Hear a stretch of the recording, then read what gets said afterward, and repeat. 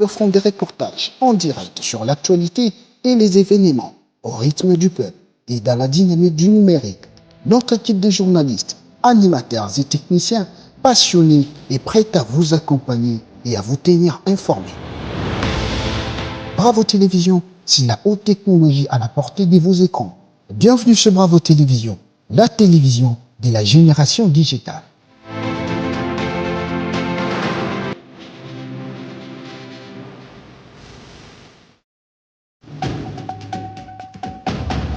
Tout de suite, le journal.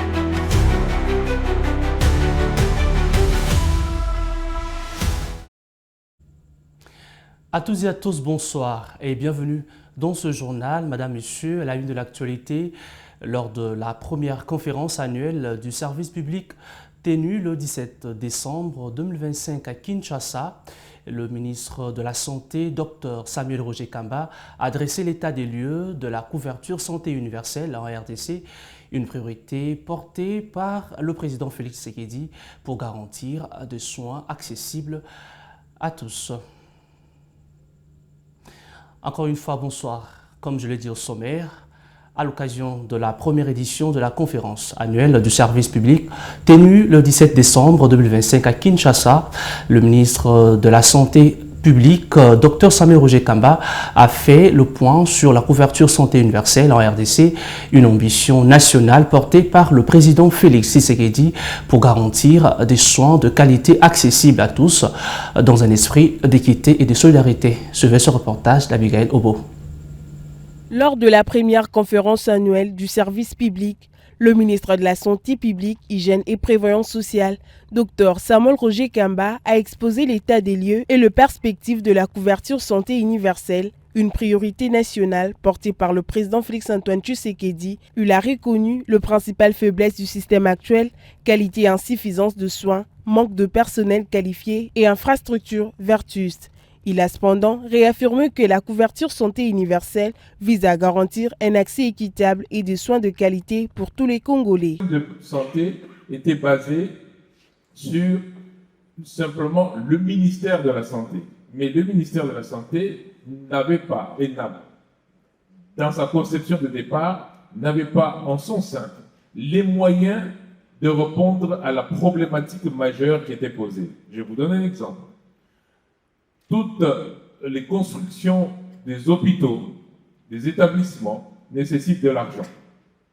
Mais si le secteur de la santé n'est basé que sur le trésor public, eh bien, malheureusement, connaissant le budget de l'État, connaissant le trésor public, malheureusement, l'investissement en santé est quasiment nul. Le ministre de la Santé a également mis en lumière les avancées enregistrées, gratuité de la maternité, modernisation des hôpitaux et de nouveaux mécanismes de financement. Il a réaffirmé la volonté du gouvernement de faire de la couverture santé universelle une réforme durable et structurante. Et le président de la République, dans sa vision, il dit « Ma vision est que chaque Congolais accède aux soins de santé sans se ruiner. Mais s'il ne doit pas se ruiner, il ne faut pas qu'il paye lui-même. Parce que tant qu'il va payer lui-même, ça sera la longue ligne en bas, il va se ruiner. » Cette image est très importante parce qu'en fait, elle résume la couverture santé universelle. Si vous regardez l'image de gauche, vous allez voir que tout le monde a un tabouret. Dès lors que chacun a un tabouret, on va dire que c'est l'égalité. Il y a un hôpital, si tu veux, tu n'as qu'à y aller. C'est un hôpital, donc tout le monde peut y aller. Signalant par ailleurs que Dr Samuel Roger Kamba a rappelé la détermination du gouvernement à mener cette réforme à terme tout en reconnaissant que le chemin sera difficile mais nécessaire. Et puis, le ministre des Droits humains, Samuel Mbemba Kabouya, a clôturé mercredi 17 décembre 2025 l'atelier d'élaboration du plan national de principes volontaires organisé par son ministère avec l'appui de l'ONG des CAF et a promis la mise en œuvre effective de stratégies opérationnelles définies lors de cette retraite de 3 jours. Suivez. Le ministre des Droits humains, Maître Samuel Mbemba, a clôturé ce mercredi 17 décembre la retraite de l'élaboration des stratégies opérationnelles du plan national des principes volontaires après 3 jours de travaux à Kinshasa, un atelier organisé par le ministère des Droits humains avec l'appui technique et financier de l'ONG DICAF. Dans son mot de clôture, Maître Samuel Mbemba Kabouya, tout en remerciant le président de la République Félix Tshisekedi ainsi que la première ministre Judith Suminwa Tuluka, a indiqué que les résultats de ces travaux constituent une base solide pour orienter les actions. Chers participants, nous voici au terme de cette retraite, mais en réalité, nous ne faisons que commencer.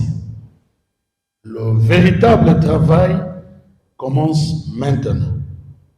Celui de la mise en œuvre, celui de la transformation de nos résolutions en actions concrètes sur le terrain, celui de l'impact réel dans la vie des communautés affectées par les activités extractives. Je m'engage personnellement au nom du ministère des Droits humains à ce que les stratégies opérationnelles que nous avons élaborées ensemble ne restent pas lettre morte. C'est par ces mots que je déclare close notre retraite. Je vous remercie. Par ailleurs, Maître Samuel Mbemba Kabouya a souligné que le véritable travail commence, celui de la mise en œuvre des recommandations. Il s'y est dénoté que le ministre des Mines a pris l'engagement de faire appliquer les résolutions de cet atelier dans toutes les entreprises extractives de son secteur pour promouvoir et protéger les droits humains. Faire respecter les ordres de la population, combattre le tracasserie de patrouilles motorisées, dites Kabasélé, font partie des instructions données par l'inspecteur général de la police nationale du Congo. Patience Mouchid à ses inspecteurs à quelques jours de festivités de fin d'année. C'était lors d'une causerie morale tenue ce mardi 16 décembre dans la commune de La Gombe. De l'IGPNC vers la fin de l'année doit être efficace, professionnel et remarquable. C'est ainsi que nous allons terminer l'année à l'inspection générale de la police. Pendant ces déploiements,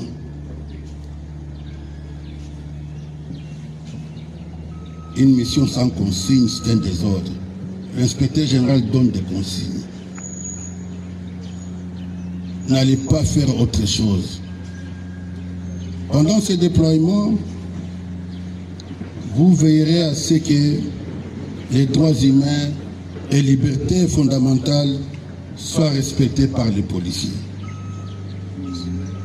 C'est-à-dire les droits humains et les libertés fondamentales de notre population soient respectés par les policiers. Les personnes arrêtées pour les infractions des droits communs, je dis bien, méritent le respect de leur droit d'être assistés par leurs avocats ou membres de leur famille.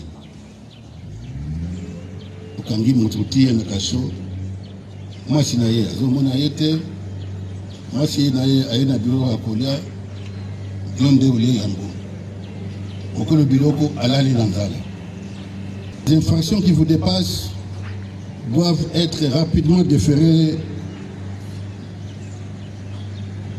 devant la justice, où le tribunal s'en occupera.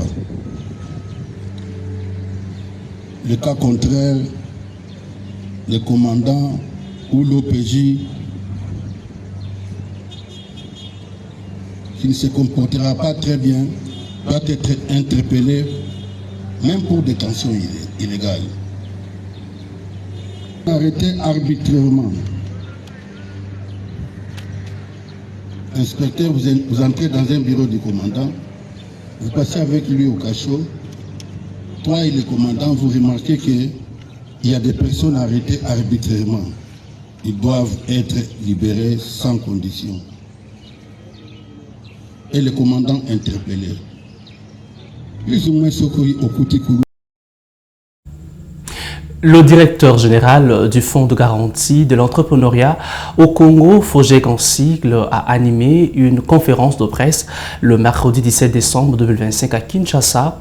À l'occasion du 5e anniversaire de cette structure, Laurent Munzemba est revenu sur la naissance, le rôle et les défis liés à la promotion de l'entrepreneuriat national. Suivez. Le directeur général du Fonds de garantie de l'entrepreneuriat au Congo, Laurent Munzemba, au cœur d'un débat face à la presse à l'occasion du 5e anniversaire de cette structure. Il est revenu sur la création de cet établissement public, répond à la question de la réalité longtemps ignorée. La difficulté pour le Congolais de transformer leurs idées en entreprises viables, faute d'un accès adéquat au financement. Nous savons tous que les mines ne sont pas éternelles. C'est des ressources qui s'épuisent. Et il faut qu'on puisse penser à autre chose comme économie pour que le pays continue d'exister même quand nous n'aurons plus de mines. Et c'est pour cela il ne fallait pas aussi que pour cette diversification de l'économie, ce soit encore les mêmes étrangers. Et donc, il était important d'encourager la création d'entreprises au Congo par le Congolais. Et pour ce faire, c'est l'entrepreneuriat. Mais un gros problème qu'il y a pour ces personnes qui vont créer les entreprises, il leur faut du financement. Et pour accéder au financement, un des éléments, c'est que le financier qui veut accompagner sous forme de crédit ou même de prise de participation pose une question sur la garantie. Et donc on a eu beaucoup d'entrepreneurs congolais qui avaient du mal à accéder au financement parce qu'il n'y avait pas de garantie. Le DG Laurent Munzemba a mis en lumière le principal frein auquel se heurte le porteur de projet, l'exigence des garanties par les institutions financières.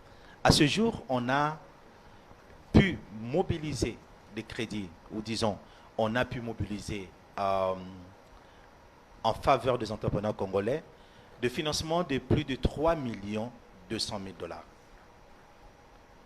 Je l'avais dit, 3 200 000 $, ce n'est pas beaucoup d'argent. Mais je répète encore, même 1000 km à pied commence par un pas. Et je pense qu'avec 3 millions de dollars de financement pour les entrepreneurs, on est au-delà d'un ou de deux pas.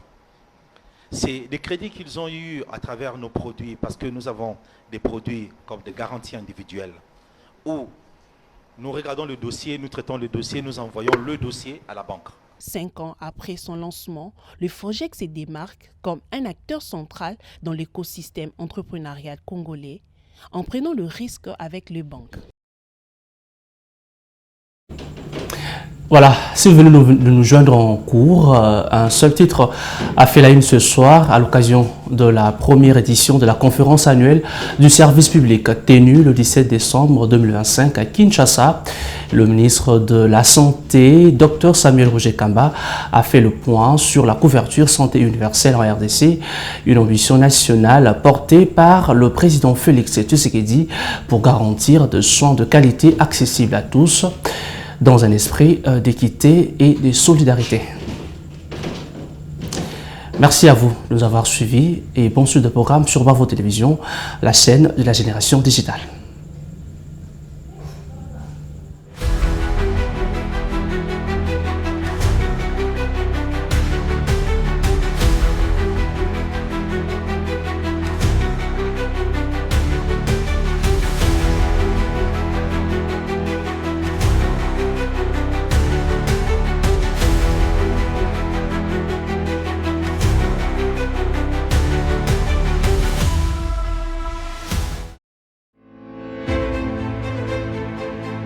une nouvelle ère s'ouvre.